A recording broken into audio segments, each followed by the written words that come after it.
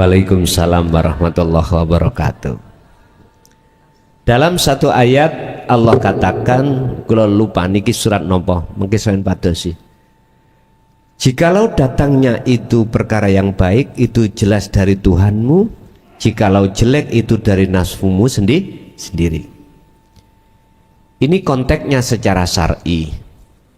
Padahal kalau kita sudah kenal diri kita, otomatis kenal Allah. Kalau sudah kenal Allah, maka segala hal apapun datangnya dari Allah. Pertanyaannya Ibu, kalau perkara baik sudah maklum dari Allah lah, ya, sangat diterima akal ini. Tapi bagaimana perkara yang jelek seperti korupsi? Apakah itu juga dari Allah? Jawab kula, paling sederhana nih. Allah gerakno nafsu untuk melakukan nguji dalam diri kita, dan kita akan melakukan apa yang menjadi perintahe nafsu. Gak jauh berbeda. Tadi saya mengatakan air, oke, perkara bagus. Sekarang saya katakan selain air, baygon. Ini gak lawan kata toh, air dengan baygon. Katakanlah kita taruh air itu adalah perkara yang baik, baygon berarti perkara yang jelek. Loh, kok iso air iku manfaat, baygon malah nek diombe malah membunuh?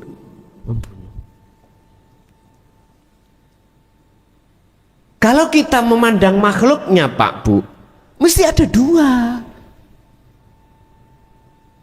Kalau baik dari Allah, kalau jelek itu dari nafsu. Dan ini nggak bisa dibantah secara hukum syariat akal. Mesti saya itu hilangnya sebab ini, matinya sebab baygon, hidupnya sebab air. Akal nggak bisa bantah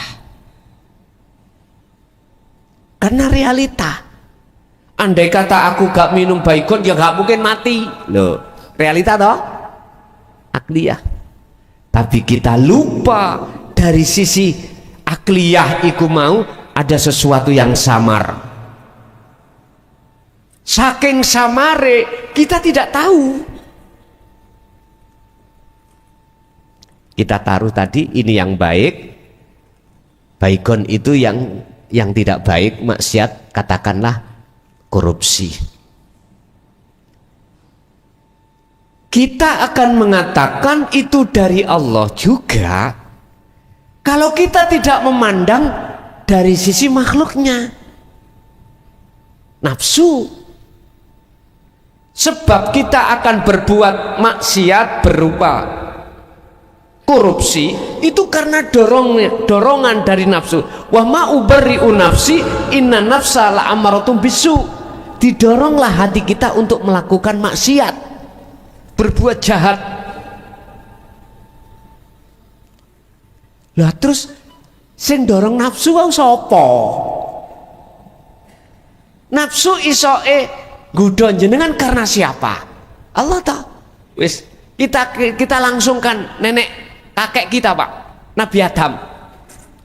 Nabi Adam saat ada di surga kan sudah dikasih Allah tahu, Adam wala taqrabah hadis syajarah, jikalau kau ingin terus hidup kekal di surga jangan pernah mendekati dan memakan buah khuldi. Artinya Nabi Adam sebelum makan ini Pak Bu sudah dikasih tahu dan di warning, dipesan Allah. Singkat kata, oleh karena nafsu iblis iku mau nggodha, akhirnya Nabi Adam lali terhadap pesene Allah. Singkat cerita, tergelincir mboten Nabi Adam? Gelincir. Sama dengan kita. Terus pertanyaan saya Pak Bu, Iblis oleh bisa nggodha Nabi Adam, jikalau tanpa izin Allah saged iblis mboten saged. Dibuka di dalam surat Al-Hijr ayat 78, 79, 40. Disitulah ceritane iblis, ceritane nafsu sampai nggodha kita itu di situ. Ternyata tak simpulkan, datangnya iblis kepada Nabi Adam, datangnya nafsu terhadap ruh kita semata-mata itu atas dasar perintah Allah untuk menguji hati kita. Ruh kita apakah setia memandang bersaksi hanya Allah atau memandang bersaksi datangnya dari nafsu. Kalau jenengan pingin korupsi gak ketemon, gampang. Ojo merasa jenengan yang korupsi. Ditakoni apa? Mboten kula. Saya tidak merasa korupsi misalnya. Lagi buktinya ada tanda tanganmu. Mboten kula mboten nate. Misalnya. Tapi kula mboten ngajari korupsi loh ya. Artinya ngene, jikalau jenengan pingin korupsi gak ketemon, ojo korupsi. Niku jawaban singkat. Saya ulang, jikalau jenengan pingin korupsi gak konangan, jangan pernah korupsi. Niki nek sampean praktek nih nak nggone hukum syariat secara lahir ya nggak melakukan. Kalau kita praktekkan ke hakikat, ning hatimu ojo kepinginan, ada keinginan. Sebab sesuatu yang terjadi disebut takdir karena kodok, karena kodar. Kodok terus jadi kodar karena keinginan. Artinya keinginan yang seperti itu tiadakan di dalam hati jenengan, baru nggak akan pernah terjadi. Niku carane korupsi boten konangan ada di situ.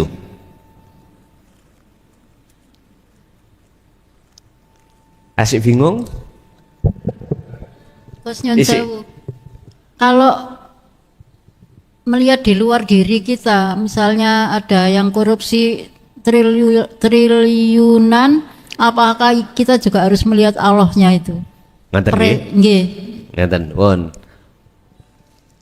Tinggal kita memandangnya kemana. Kalau kita memandang pada makhluknya, ya makhluk itu yang melakukan.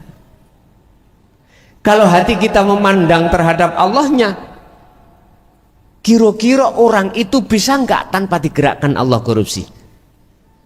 Nggak bisa. Yang terpenting sekarang adalah mengapa satu sisi Allah menggerakkan orang itu korupsi, menggerakkan orang itu tidak korupsi. Itu yang terpenting. Kita pelajari apa sebabnya. Ternyata jawabannya Pak Bu, sami'na wa asoina wa sami'na wa atokna.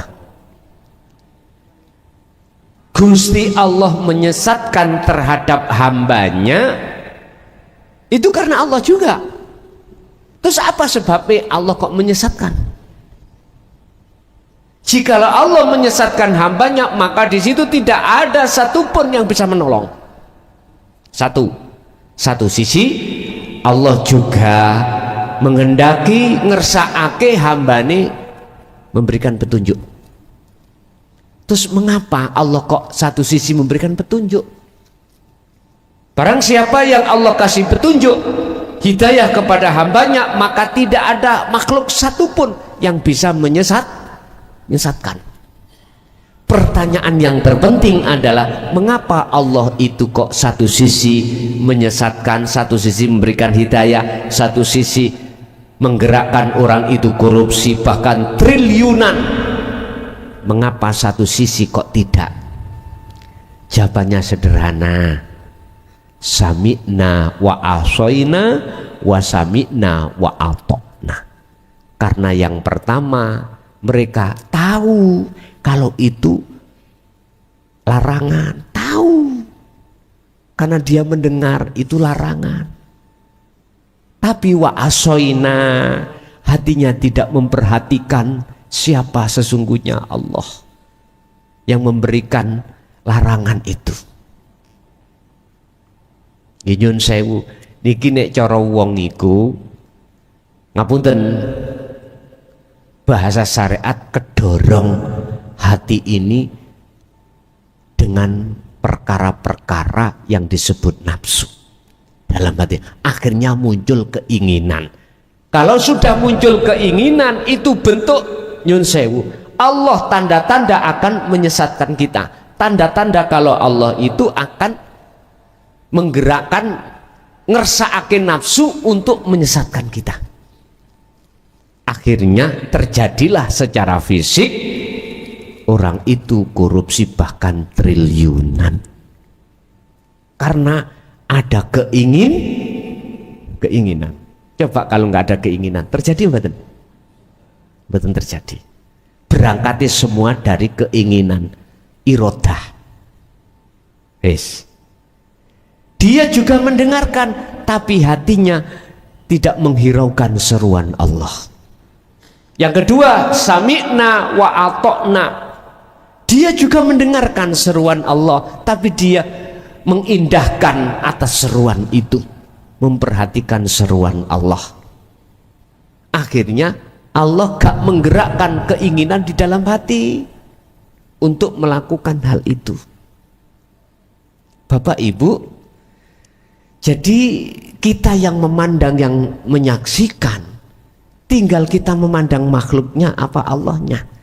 Kalau memandang makhluknya berarti disebut korupsi. Kalau memandang Allahnya, mosok sih Gusti Allah korupsi?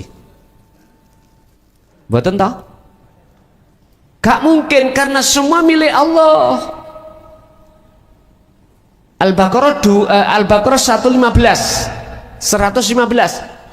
Dunia semuanya milik siapa? Kalau itu milik Allah sendiri, terus Allah mengambilnya, ini jangan dituduh Allah nyolong, jangan dituduh Allah korupsi. Itu haknya Allah, makanya ada sifat jaiznya Allah. Bahkan dikatakan apa milik Allah itu yang ada pada diri kita semata-mata hak titipan. Dikatakan hak titipan, bukan hak milik, tapi hak kita adalah hak titip. Persis seperti tukang parkir. Tukang parkir itu Bapak Ibu nggak ada merasa memiliki, nggak ada. Buktinya ketika diambil dia ikhlas. Garwa sampai diambil Allah ikhlas. Allah mengambilnya dengan cara urusannya Allah. Bisa dikatakan kematian, bisa dikatakan dicocok bet, itu akhirnya pegatan. Loh, ikhlas diambil Allah lagi ta. Bagaimana hati kita?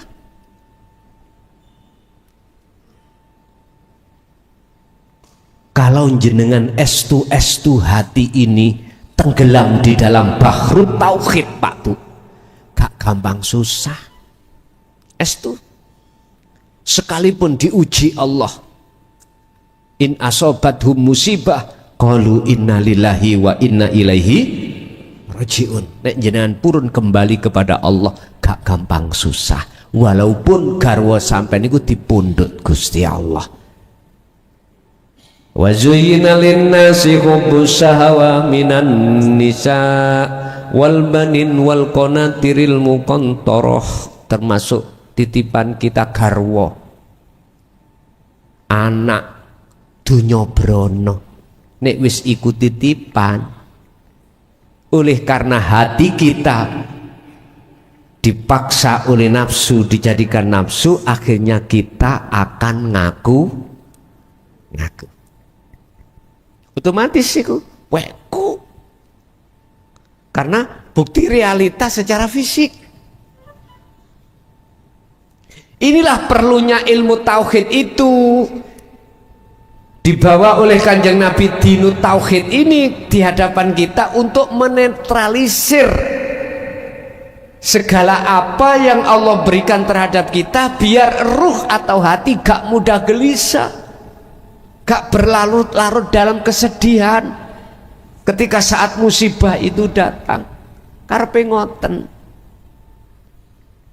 Tapi berhubung kita menolak itu, ya sudah, akhirnya terus menerus Pak, hati itu panas. Cari lagu nih, sakitnya hati itu di sini. Panasnya hati di sini. Jadi Bu, kalau hati jenengan mandang Allahnya, maka gak mungkin Allah dikatakan korupsi. Berarti Allah mengambilnya dari haknya Allah. Berarti nek cara kula simpulkan gini, Gusti Allah ngambil hak Allah dengan cara si A digerakkan untuk korupsi dari haknya negara. Di situ negara napa mawon mesti pada akhirnya mengke ancur. Lah ngoten nggih. Akhirnya kita tinggalkan. Lah diambil oleh Allah. Lah Allah mentakdirkan lewat si A untuk korupsi triliunan, otomatis bagi si A akan menghadapi hukum secara dohiriyah. Itu sudah resiko. Sebab siapa yang menanam dialah yang menuainya.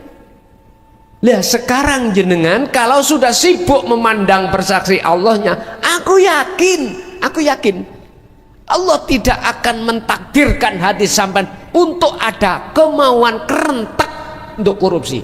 Wallahi nggak ada. Karena hati sampean sibuk hanya memandang bertemu Allah.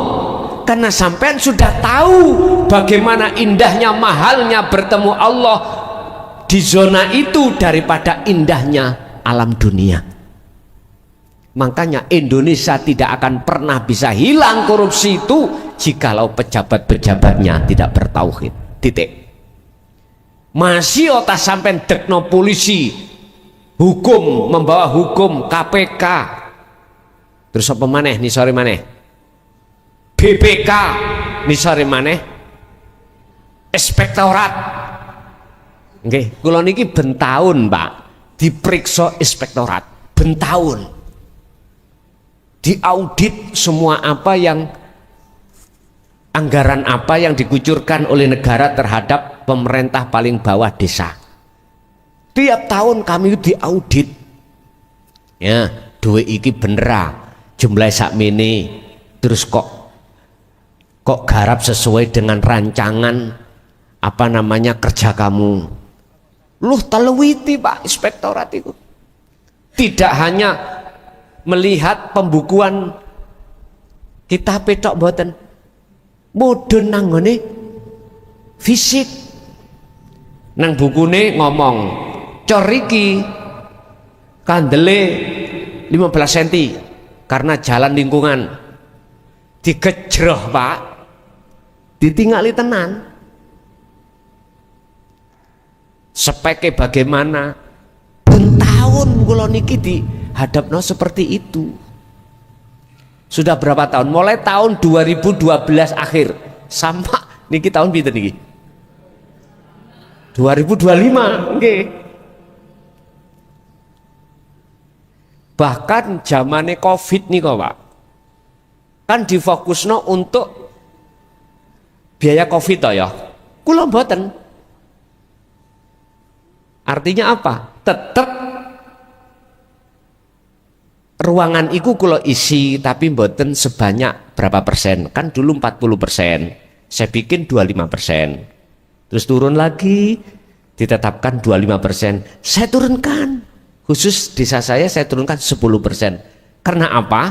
Nyun sewu. Niki sing tadi kepala desa saged ngrasakno.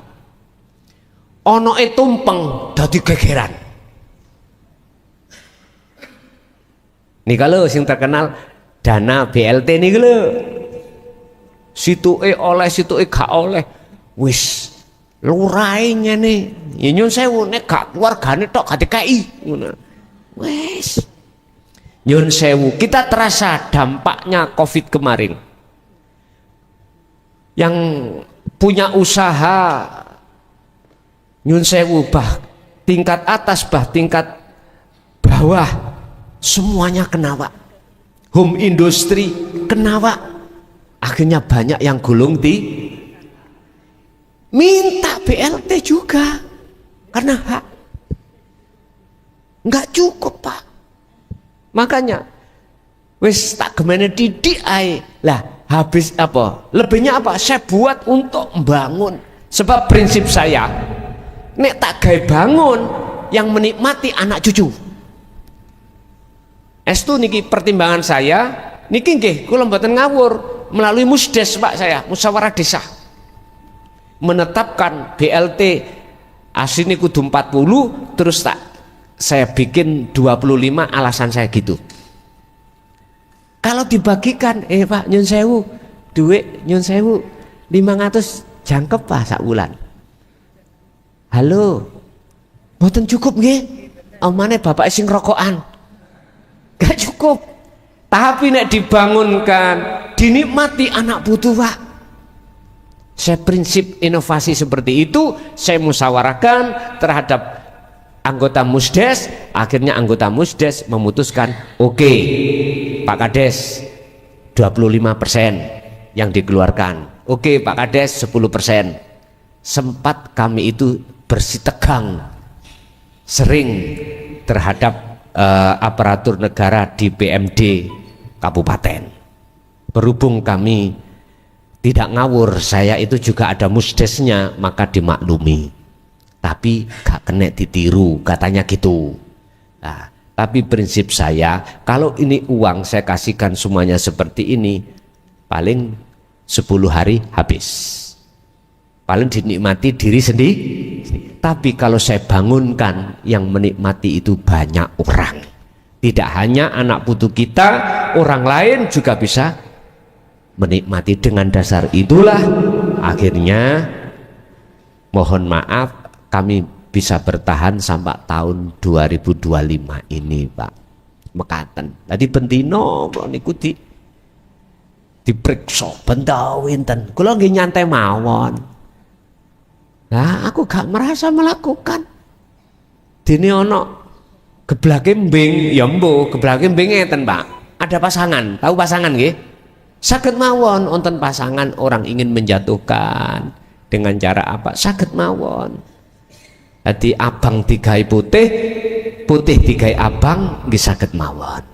Pun jadi Bu, niku wau tergantung kita memandang, bersaksi siapanya. Kalau kita bersaksi pada Allahnya, hati kita tidak akan pernah ada kisru dan lain sebagainya. Lanjut Gus nggih, monggo Ibu dulu, Bapak ditahan. Nggih, monggo Bu. Assalamualaikum warahmatullahi wabarakatuh. Waalaikumsalam warahmatullahi. Gus, ini mau tanya, itu kan kita itu sholat, ibarat sholat Gus ya, kan sudah niat karena Allah. Waktu niat itu kan sudah karena Allah, ya. Tapi kayak sholat duha, sholat tahajud itu kan ada kayaknya tujuan. Sholat fadilahnya, sholat duha itu apa, tahajud itu apa. Ya kita memang tujuannya ke Allah Gus. Kadang-kadang kita itu kasih fadilahnya membaca ini, fadilahnya membaca ini. Apa itu dikuasai oleh nafsu atau dikuasai oleh akal Gus? Supaya kita itu di jalan yang benar gitu Gus, tidak dikuasai nafsu. Terima kasih Gus. Assalamualaikum warahmatullahi wabarakatuh. Waalaikumsalam warahmatullahi wabarakatuh. Itu kalau kita jawab dari kacamata syariat, karena bahasa dohir kita karena Allah, tapi akhirnya bahasa batin kita karena akal. Kita karena dorongan akal itu sehingga kita secara dohir melakukan perbuatan yang bagus. Dan inilah proses kita awalnya Pak Bu. Terus bagaimana kacamata hakikat yang dikatakan lillahi ta'ala, karena Allah? Pertama, kita tidak boleh ngaku kalau kita yang sholat. Lillahi ta'ala karena Allah, bukan karena kita. Kita itu namung objek, Pak. Ibaratnya sapu. Ora iso obah, ora iso bersihani masjid. Ono seseorang yang menggerakkan sapu. Itu maksudnya lillahi ta'ala sebetulnya itu. Pertanyaannya, pada saat itu hati kita masuk kerana itu enggak? Kalau kita belum masuk kerana itu, mesti kita masih ngurai-ngurai pahala, ngurai-ngurai faedahnya sholat tahajud, faedahnya sholat duha. Ujung-ujungnya babakan perkara rezeki, kebutuhan jasmani. Mestinya gini, Bu, ketika kita itu mengucapkan lillahi ta'ala, hati ini harus lepas dari pengakuan. Orang yang bisa melepaskan keakuan diri adalah orang yang sudah tahu diri. Orang yang sudah tahu diri otomatis tahu Gusti atau tahu pangerane. Urip iku baru niki melampah, pun. Pertanyaannya dari ibu tadi, apakah ini masih tergolong nafsu? Bila mana waktu sholat hati ini masih condong terhadap mengurai-ngurai, condong terhadap pahala, condong terhadap faedahnya gini. Apakah itu secara hakikat dorongan nafsu? Saya jawab ya. Secara hakikat lho nggih, ini secara syariat mboten. Secara hakikat iya, karena kita tidak sadar, belum kenal nafsu itu yang mana nafsu itu. Padahal Allah mengatakan begini, innahu lakum aduwwum mubin, iku mungsuhmu sing nyoto jelas, tapi kita tidak pernah ketemu. Inilah yang kata Rasul disebut jihadul akbar. Umatku akan mengalami satu peperangan yang maha besar. Dikatakan besar, kita tidak pernah ketemu nafsu sebagai musuh kita. Yuk kalah terus, Pak, kita. Ono wong perang loro, si A roh si B gak roh si A, sing kalah sing pundi? Ya sing gak roh musuhe mang. Kita nggak pernah tahu nafsu, sementara nafsu tahu kita. Yuk kalah terus, Pak, kita. Akhirnya jangan heran kalau dalam hati ini masih ada iman selain Allah. Makanya itu dikatakan nafsu, dorongan nafsu, karena tidak ada satupun dalam hati kita koneksi menyang sejatine Allah. Kita mengucapkan lillahi ta'ala itu lesan, tapi hati kita masih karena hadiah pahala, hadiah surga, bukan karena Allah.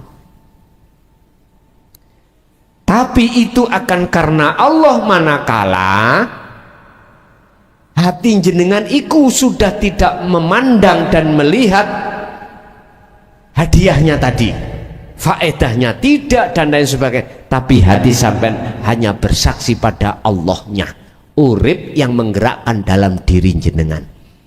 Itu jelas ini bukan nafsu, tapi inilah sebetulnya karena Allah. Sekali lagi, Ibu barangkali masih ada kelompok ibu.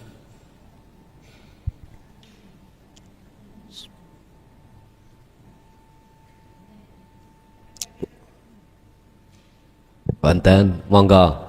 Nanika wonten sing ngajung.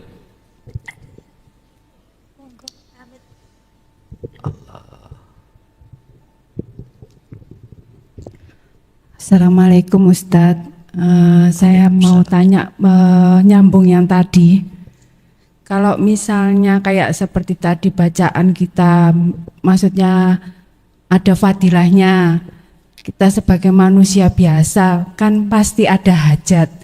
Apakah hajat itu juga termasuk nafsu? Nggih, matur nuwun. Assalamualaikum. Waalaikumsalam warahmatullahi wabarakatuh. Kehendak apapun, hajat apapun tidak tergolong dorongan nafsu manakala hati jenengan sadar itu datangnya dari Allah dalam diri jenengan. Berarti jenengan sudah tidak memandang wujudnya nafsu wujud, wujudnya malaikat itu wujud, tidak memandang itu. Jenengan hanya memandang wujud sing sak temene wujud itu hanyalah Allah. Pak Bu, kita makhluk semuanya itu asalnya kan gak wujud. Wujudnya sebab diwujudkan yang wujud. Berarti kita pantas nggak mehai wujud? Betul pantas toh? Aslinya kita tidak wujud. Wujudnya kita itu sebab diwujudkan yang wujud, yaitu Tuhan Allah. Jikalau panjenengan ingin sebetulnya siapa yang wujud sebetulnya, kembalilah asal kita. Berarti asal kita tidak. Loh, ketika jenengan sudah tidak mengakui diri kita yang melakukan yang banyak macam-macam, maka disitulah Pak yang disebut ketemu Allah itu. Tahu siapa sebetulnya yang wujud. Berarti Allah gak korupsi loh ya. Boten. Jadi hajat itu berarti bukan hajat jenengan, karena jenengan sudah tidak mengakui itu hajat jenengan. Pun hajat niki babakan sifat wajib Allah ma'ani di dalam irodah. Irodah niku kehendak, kudrat, irodah, ilmu, hayat, sama, basor, kal. 7 sifat ma'ani ini milik Allah, bukan milik kita. Irodah adalah kehendak, kehendak berarti hajat. Kalau melihat dari sifat wajib Allah ini, kita tidak boleh mengakui hajat kita. Tapi mengapa terjadi pengakuan? Alasannya itulah karena nafsu mendorong hati kita untuk mengaku-ngaku. Sebab siapapun kalau sudah ngaku-ngaku mesti lalai pada Allah. Wis, visi dan misinya nafsu berhasil. Visinya apa? Mendorong apapun yang milik Allah supaya kita miliki. Visi. Misinya apa? Supaya kita lalai pada Allah. Otomatis ketika kita menghai seluruh apa baju Allah, hak Allah kita rampas, maka disitulah kita akan lalai. Surat Ibrahim ayat 3, wa yastahibbunal hayatad dunya alal akhirah. Nafsu itu selalu mendorong hati kita untuk bercinta kasih, menghai terhadap apa yang sebetulnya milik Allah. Setelah manusia itu terjerumus di situ, pasti alal akhirah akan lalai meninggalkan Allah atau alam akhirat, meninggalkan alam yang kekal. Faqala aidan alhaakumut takasur, siapapun hatinya bermegah-megah dengan pengakuan, maka dia akan lalai pada Allah sampai kapan? Hatta zurtumul maka sampai dikubur. Udah, nek wis dikubur wis gak kepingin duit, gak kepingin mangan, gak kepingin apa, bojo yang mboten kepingin. Ditui, dirangkul-rangkul ya menengai. Lah ngoten nggih? Ya sudah. Kita umur kita tinggal berapa? Gak tahu. Kapan kita diambil Allah, dipaksa dalam bentuk kematian idza jaa ajaluhum. Oleh karena kita tidak tahu, Bapak Ibu, bahasa saya, ayo sama-sama diri kita masing-masing untuk kembali lekas pada Allah sebelum kematian datang. Pun geser ke Bapak. Monggo. yang bertanya.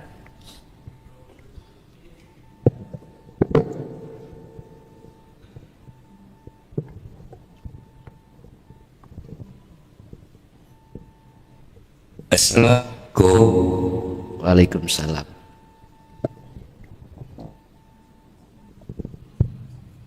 Assalamualaikum.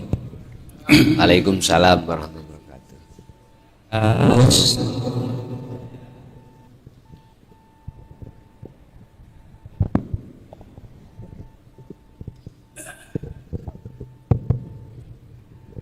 Bismillahirrahmanirrahim. Perkenalkan Gus, nama saya Ismail, asli Cirebon, tinggal di Sidoarjo, tempatnya di PP, daerah PP.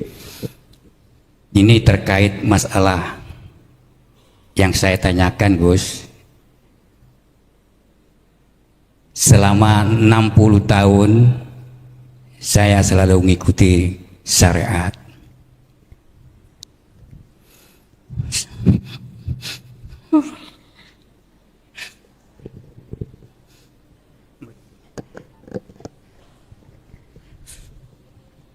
Ngapunten Gus, kula badhe sanjang ruwun.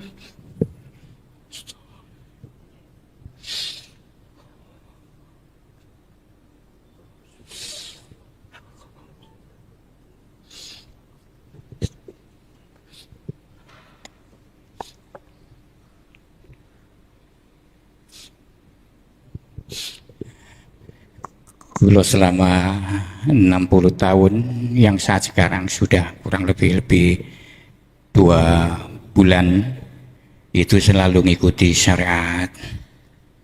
Dan saya juga kebetulan di rumah sering imamin, ngapunten.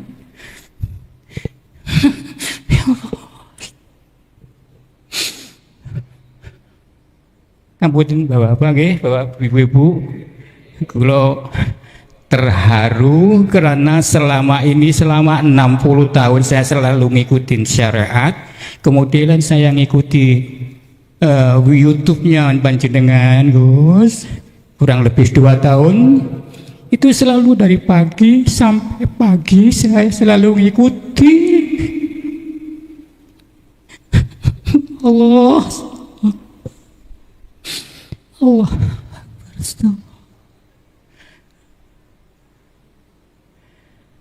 cuma ini aja Gus, jadi saya cuma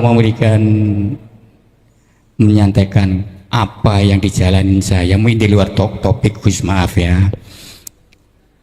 Saya selalu ngikutin Sirul Asrar, saya gunakan setiap sholat. Setelah itu saya selalu menggunakan Sirul Asrar. Saya panggil Allah, saya panggil Rasulullah, saya panggil orang tuh yang sudah meninggal, juga saudara-saudaraku yang meninggal. Saya fatihai semua Gus. Setelah itu saya melakukan Sirul Asrar. Saya selalu nangis Gus, Mas Allah. Cuma yang pertanyaan saya, apa yang terjadi pada diri saya Gus? Selama 2 tahun ini saya selalu seakan-akan di hadam kita sudah ada Allah. Ya Allah, cuma itu saja masa. Gak bisa ngomong panjang Gus, Mas. Maaf Bapak ya, karena keharuan saya mau pengen ketemu Gus langsung selama 2 tahun. Sebetulnya saya kepingin ke Mojokerto, namun terhalang dengan kondisi saya sudah 60 tahun Gus. Jadi saya kebetulan di Sidoarjo, di Gedangan, di PP, saya bersepeda di sini. Kebetulan di sini ada saudara, saya tinggal di sini, nanti pulangnya nggak pulang sana. Cuma itu saja Gus, saya minta apa istilahnya, apa setiap saya melakukan Sirul Asrar selalu nangis. Ini nggak bisa terbenggung di hati saya. Cuma itu saja Gus, maaf. Wassalamualaikum warahmatullahi wabarakatuh. Waalaikumsalam warahmatullahi wabarakatuh. Kula yakin setiap manusia itu prosesnya nggak sama. Bahkan saya juga selalu husnudon terhadap hati manusia yang sementara ini masih menolak terhadap ajaran Allah di jalur tauhid. Aku yakin saya berhusnudon tetap sebelum kematian datang itu akan bisa menerima. Husnudon yang tertanam di dalam hati ini selalu kami jaga dengan harapan supaya kita tidak mempunyai suudon terhadap orang lain atau gampang menyalahkan orang lain. Memang Pak Bu, masalah umur, aku yakin kita semuanya pasti akan tinggalkan dunia. Dan umur kita juga enggak sama. Kapan kita dipanggil Allah dalam kematian. Tapi ingatlah dalam satu ayat surah Al-Mu'minun ayat 1 dan 2 Allah katakan qad aflahal mu'minuna alladzina hum fi sholatihim khashi'un. Akan bahagialah mereka sebelum kematian datang, dia betul-betul dalam hati kondisi bisa ketemu Allah. Itu berbicara masalah sholat yang khusyuk itu tadi. Tapi dalam satu ayat lain Allah juga katakan qad khasirul ladzina kadzdzabu biliqa'illah. Niki kebalikannya. Sungguh celakalah, sengsaralah bagi orang-orang yang mendustai alias hatinya tidak mau bertemu Allah. Bersyukurlah kita pada Allah pada hari ini, pada umur berapa ini, sekalipun kita 1 bulan lagi meninggal, bersyukurlah kita kalau kita sudah disadarkan Allah untuk kembali kepada Allah, sekalipun itu tinggal 1 bulan. Nggih, kula piyambak nggih ngoten Pak, sebetulnya jujur mawon kula berat. Secara manusiawiah saya berat saya menyampaikan tentang ajaran ini karena resikonya itu terlalu berat. Tapi saya tidak memandang itu. Saya memandang kondisi umat manusia itu roto alias mayoritas. Banyak di antara kita yang mengaku-ngaku kita itu ahli sholat, tapi hati kita masih jauh dari Allah.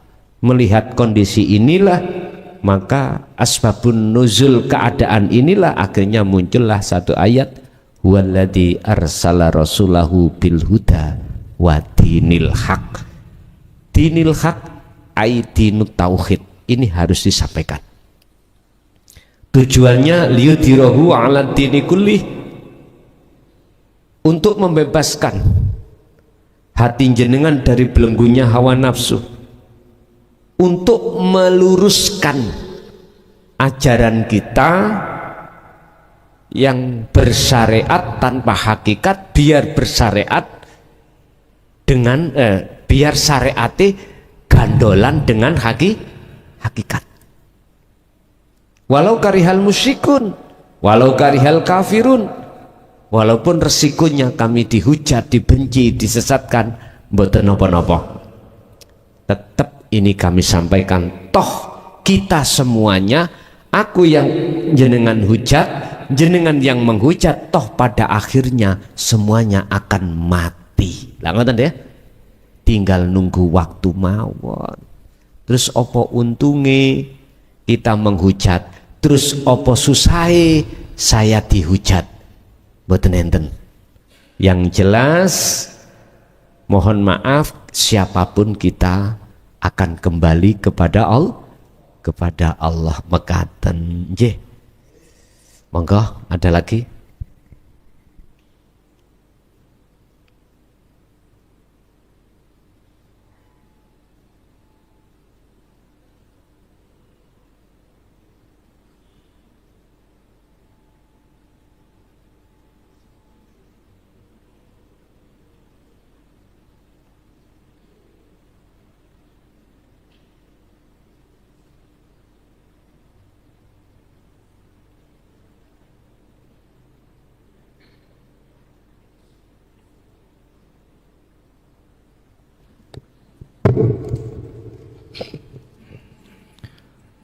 Assalamualaikum warahmatullahi wabarakatuh.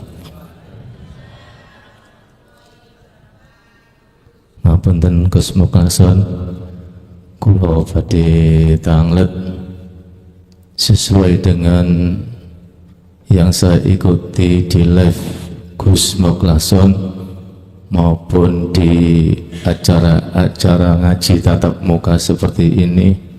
Seringkali Gus Muklason berkata bahwasanya Allah wajib wujud, selain Allah wajib adam. Kalau kita sudah berkeyakinan atau mempunyai suatu keyakinan yang mekaten Gus, terus pripun umpami wau jenengan hubung-hubungaken tentang nafsu, akal dan lain sebagainya, niki nggih kinten pripun matuk napa boten Gus? Ngapunten Gus nokane tanget. Nggih. Terus yang kedua, Gus Muklason tadi sanjang pilih kita meninggalkan Allah atau kita menghadap Allah. Sing kula tangotaken napa kita saged Gus meninggalkan Allah, sedangkan ngapunten Gus enten dawuhe Allah innallaha wasi'un. Allah niku zat kang jembar Gus. Dari sini kula tanut napa saged kita meninggalkan Allah. Sedangkan yang saya tanyakan, yang dimaksud meninggalkan Allah itu bagaimana Gus? Ngoten mawon Gus. Menawi enten salehipun kula nyuwun ageng pangapunten, kula semata-mata nyuwun pencerahan dari Gus Muklason.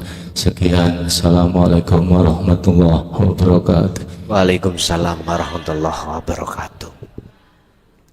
Jasmani punya mata, rohani juga punya mata.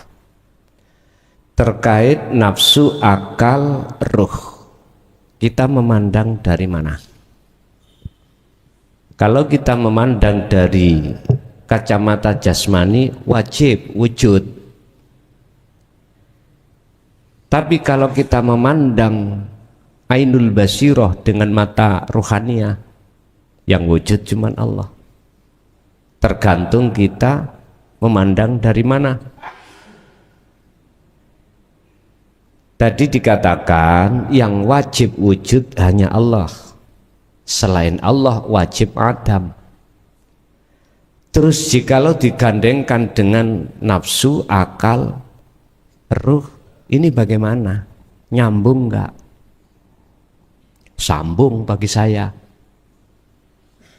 Kita harus masuk di dalam suhudul wahdah fil kasroh. Penjelasan masuk di dalam ahad, yang ahad itu dibanyak. Artinya apa?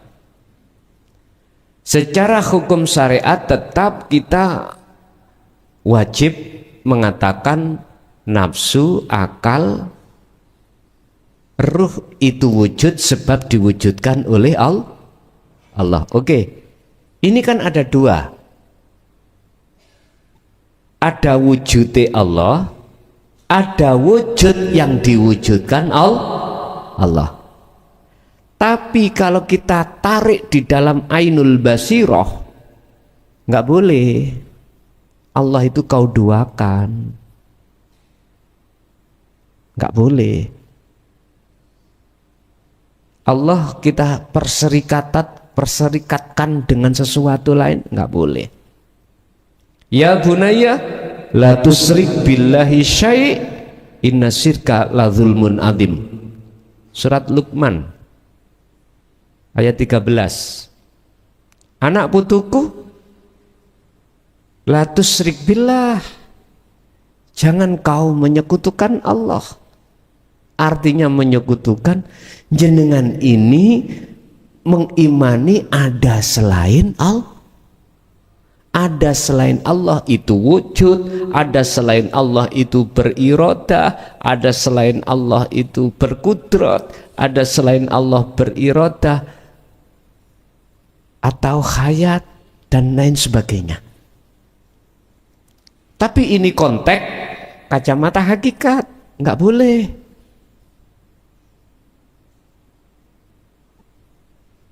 Lah terus kedudukan kita sebagai ruh bagaimana?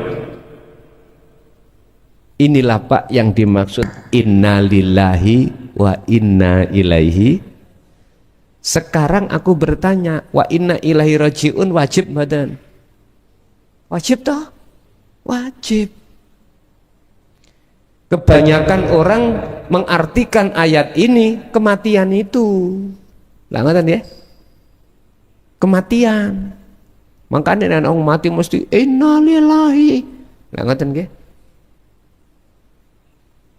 Padahal itu maksudnya kembali kepada Allah. Iman kita ini yang asalnya mengadakan selain daripada Allah, itu harus kita tinggalkan. Wa may yakfur bitaghut. Barang siapa yang mau meninggalkan iman ini, wa yu'min billah, maka dia akan beriman benar kepada Allah.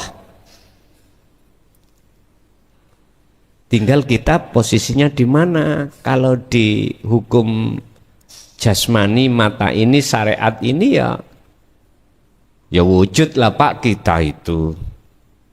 Sebab diwujudkan yang wujud. Tapi kalau kita konteksnya sudah masuk ke ranah ruhaniyah, nggak boleh.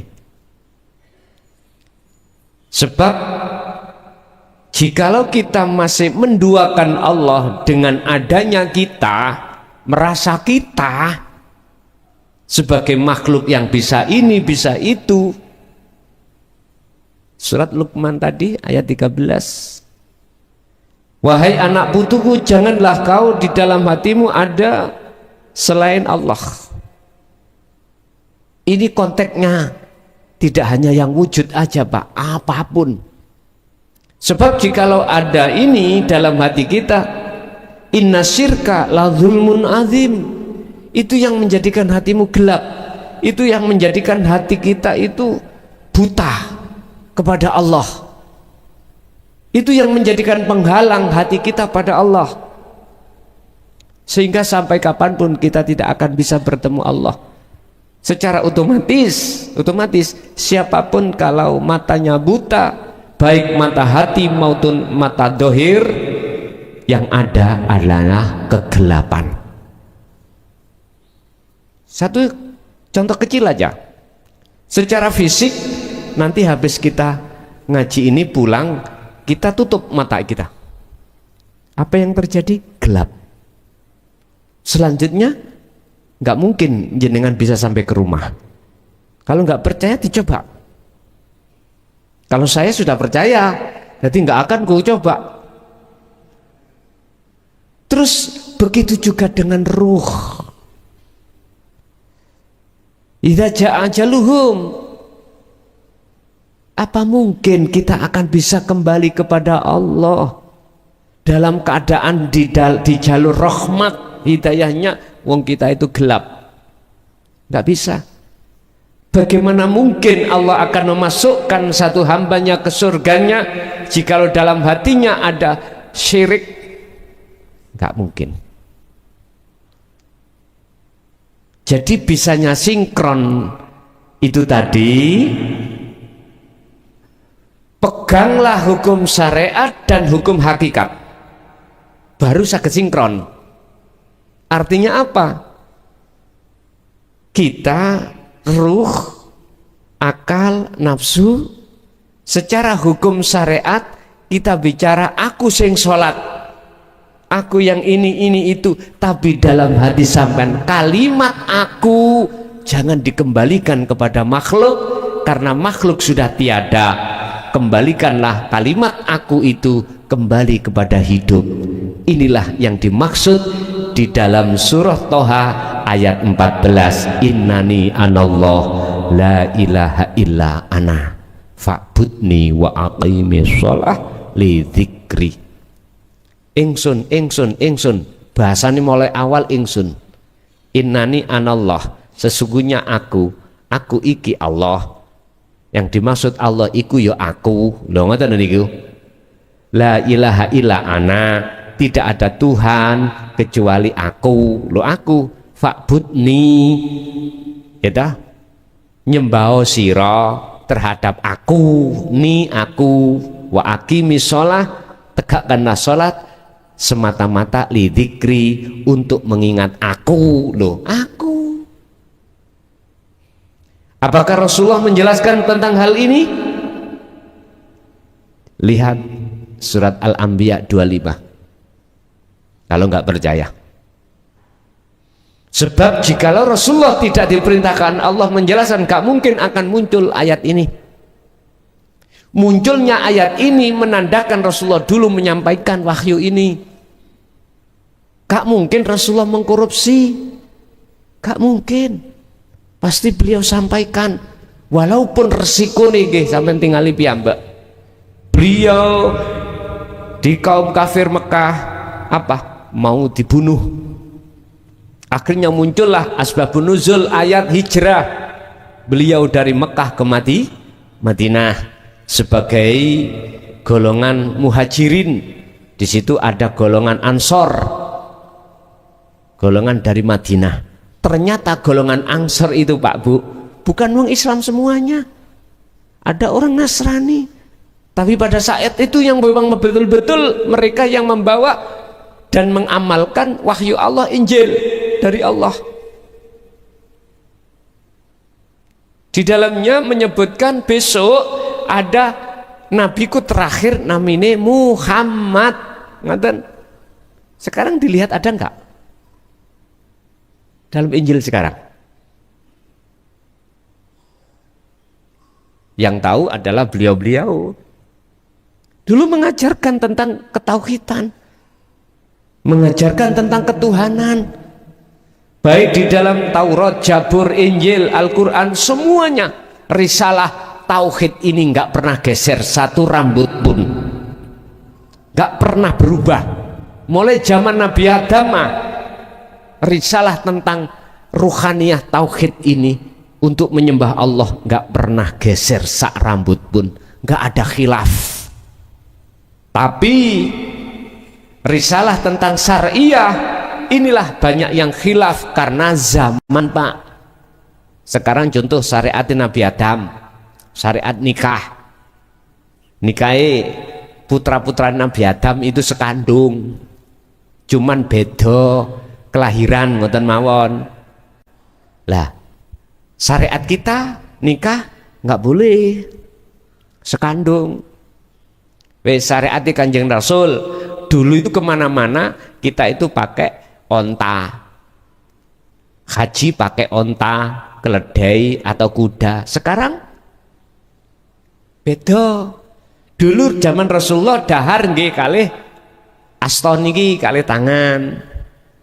Zaman sekarang berubah, sendok, macam-macam. Artinya apa Pak? Silahkan perbedaan atau kekhilafan hukum syariat, tapi jangan menjadikan itu nang ati hasud. Silakan yang pakai kunut, silakan yang tidak, monggo, karena punya dasar masing-masing. Silakan yang mau tahlil, silakan yang nggak mau tahlil, silakan, punya dasar masing-masing. Janganlah itu dijadikan sebagai alasan hati hasud menyalahkan bendera satu, membenarkan bendera sendiri. Itu tidak akan pernah terjadi manakala sama-sama kita beda bendera tapi mohon maaf satu bangsa Indonesia. Artinya hati kita bertauhid, nggak pernah geser, ya tetap madepi ya nang Gusti Allah, madepi nang Allah. Kita tidak akan pernah khilaf tatkala kita sama-sama bertauhid baru Pak. Jadi disitulah nanti akan sinkron antara hukum syariat dan hukum hakikat. Itu yang pertama. Untuk yang kedua, terkait masalah meninggalkan Allah. Apa maksudnya meninggalkan? Ruhaniyah, Pak. Kalau jasmaniyah kita tidak bisa meninggalkan. Bahkan sudah tercatat di dalam hukum syariat namanya takwa, ninggalkan larangan, menjalankan perintah. Terus yang dikatakan meninggalkan itu bagaimana? Ruhaniyah kita beriman pada selain sejatine Allah. Oleh karena kita tidak tahu keindahan sifat jamalnya Allah, itulah Pak, kita akan beralih terhadap apa? Jamal selain Allah, beriman pada selain Allah. Oleh karena kita tidak tahu siapa yang memiliki wujud Allah, itulah kita alasannya sehingga kedorong hati kita oleh nafsu untuk meninggalkan Allah, beralih pada lainnya. Jatuhnya cinta kita tidak bisa kepada Allah, pasti terhadap selain Allah. Jujur aja, kita punya hati, punya istri, punya suami, jatuhnya cinta pada siapa? Kadang-kadang kita punya guru yang kita dambakan, entah karena karomahnya, entah karena apanya. Cinta sampai kemana? Ke makhlukkah atau ke Allahnya? Tergantung kita, pendidikan kita ada di mana. Kalau pendidikan kita di jalur syariat, jatuhnya cinta kita pada makhluk. Tapi kalau kita jalurnya di tauhid hakikat, jatuhnya cinta kita betul-betul pada Allah. Jadi yang dimaksud meninggalkan adalah hati ini selalu lalai pada Allah, alias tidak ada kesadaran bahwasanya segala apapun yang timbul dan muncul pada diri kita itu datangnya dari Allah, tapi kita aku datang dari kita sendiri. Apakah masih kurang hadis Rasulullah mengatakan la haula wala quwata illa billah? Apapun keadaan itu bukan dari kita, apapun kekuatan itu datangnya bukan dari kita, tapi semata-mata illa billah. Dalam ayat Allah katakan wallahu khalaqakum wa ma ta'malun. Utawi Gusti Allah iku khalaqakum, yang menjadikan Anda semuanya. Wa ma ta'malun, wa malan segala apapun yang timbul dan muncul dalam diri jenengan itu pun dari Allah. Kok aneh, justru kita merasa dari kita. Lah letak inilah dikatakan ruh telah meninggalkan Allah. Ruh yang tidak sadar, hati yang tidak sadar itu datangnya dari Allah. Inilah maksud kami, saya katakan telah meninggalkan Allah. Lanjut.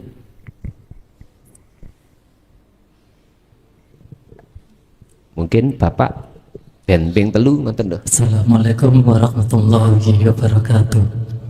Waalaikumsalam warahmatullahi wabarakatuh. Dari tangkat Gus semenjak kula mengamalkan zikir sirrul asrar, biasanya pun kula mengamalkan dengan zikir siri, keluar napas, masuk napas, Allah Allah. Tapi akhir-akhir ini kok merasa kalau zikir itu sepertinya enak, aku Allah gitu Gus. Niki nyuwun sewu nggih, napa salah napa daspundi? Nggih. Pun kami akhiri. Assalamualaikum warahmatullahi wabarakatuh. Waalaikumsalam warahmatullahi wabarakatuh. Urusan salah dan tidak bisa dilihat dalam surat Al-Anbiya ayat 29.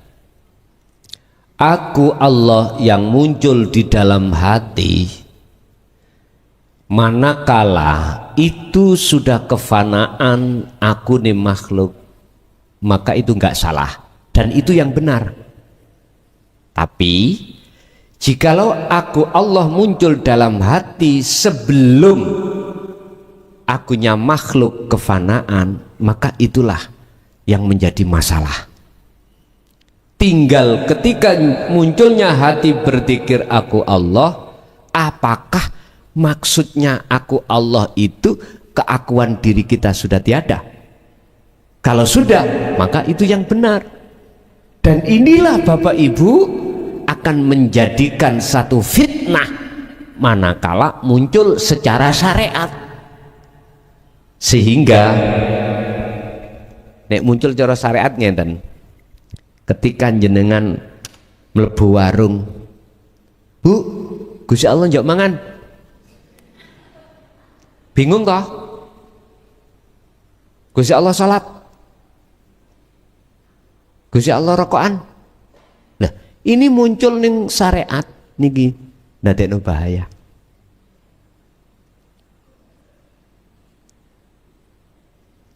Aku Allah, wis ngomong nang ndi aku Allah misalnya. Iki sing asli ya iki, Allah sing asli ya aku iki misalnya. Loh, inilah akan menjadikan fitnah atau menjadikan ruwete persoalan di dalam orang awam. Saya katakan itu tidak salah manakala keakuan dalam diri kita makhluk sudah tidak ada. Memang itu yang benar. Tapi pertanyaannya, apakah itu terbawa ke hukum syariat umum? Wis suka-suka Allah. Tapi itu jikalau betul-betul terbawa secara lahir syariat ngomong, ini akan membahayakan dulur-dulur yang di kalangan yang belum paham. Padahal yang mengatakan itu, Anda itu sudah nggak ada, jenengan sudah nggak merasa. Kalau menurut saya, kalau jenengan sudah kefanaan kewujudan Anda, maka itulah laksana seperti orang tidur. Ini nek cara ilmu kitab tauhid itu disebut majedub. Perilakunya majedub, orangnya majedub, perilakunya jenenge jadab. Hukumnya piye, salah apa bener? Bisa disalahkan wong gendeng itu? Mboten nggih? Berarti nek ada yang mengatakan aku Allah, anggap pernah iku wong lah ngoten lho. Loh, yang benar seperti itu sebetulnya. Tapi itu akan salah manakala di dalam hati masih muncul rasa iman selain Allah itu masih ada. Gini kok jawabannya surat Al-Anbiya ayat 29 kalau nggak salah, kalau nggak 29 27. Insya Allah 29. Mboten angsal, hukumnya malah syirik. Tapi dalam hati jenengan sudah tiada keakuan diri kita sebagai makhluk, maka itu yang benar. Berarti ku langsung Pak, jenengan dzikir cospleng. Ngerti cospleng ya? Langsung wis cara dalan ngono ya wis gak ono hambatan. Inilah yang kusebut sebagai majedubun. Hati yang ditarik oleh Allah langsung tanpa proses, saakali ya diambil sekalian tanpa proses di dalam makom musyahadah. Laksana jenengan tidur, roh itu dikeker oleh Allah. Udah akal ya jenengan dikeker, roh dikeker, sehingga jangan heran jenengan itu gak ngerti awake. Mujur kemana kita tidur nggak tahu, pakai baju apa sudah nggak tahu. Tahu-tahu bangun subuh, loh subuh terasa cepat nggih ya? Apalagi jenengan iki mau kok ya dihadapkan perjalanan yang menggiurkan, gandengan ambek pacar sampean. Loh, wis koyok-koyok masa bangun kepingin turu maneh sambung maneh koyok-koyok. Sebab saking senengi. Sewengi padahal iku sampean. Bapak Ibu hadirin rahimahullah. Jadi jawaban saya Pak, boleh dan itu enggak salah manakala dalam batin jenengan sudah kefanaan keakuan makhluk mekaten. Terus pundi cukup? Pun Bapak Ibu hadirin rahimakumullah, mulai awal sampai akhir saya tegaskan, ayo kita belajar ilmu apa yang telah datang itu semata-mata datangnya dari Allah, bukan dari saya sebagai makhluk, bukan. Itu semuanya datangnya dari Allah. Dengan begitu kita amalkan setiap saat dan waktu sesuai dengan kemampuan pada diri kita, pasti akan menjadi ilmu yang bermanfaat. Dan kalau ilmu itu sudah bermanfaat, pasti akan larinya terhadap orang-orang dekat kita, keluarga kita, anak dan istri ila yaumiddin. Lahumul Fatihah. Bismillahirrahmanirrahim.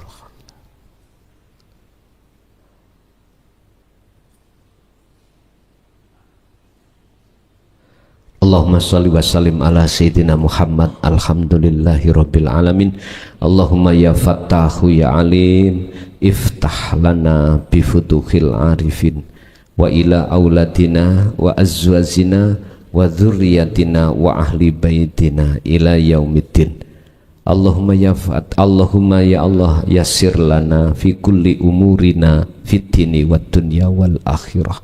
Allahumma barik lana fi jami ahwalina wa azwazina wa dzurriyyatina wa talamidana. Rabbana atina fid dunya hasanah wa fil akhirati hasanatan wa qina adzabannar.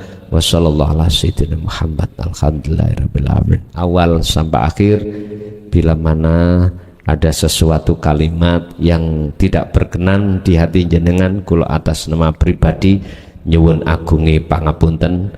Hadanallah wa iyyakum wal afa minkum. Assalamualaikum warahmatullahi wabarakatuh.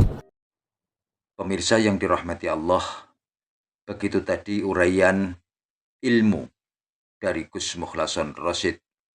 Semoga apa yang diuraikan dan didauhkan tadi bisa menjadikan tambahan ilmu bagi kita semua, yang akhirnya ilmu tadi bisa kita amalkan dan amal kita akan bisa menjadi sempurna. Demikian dari kami, kurang lebih mohon maaf. Wassalamualaikum warahmatullahi wabarakatuh.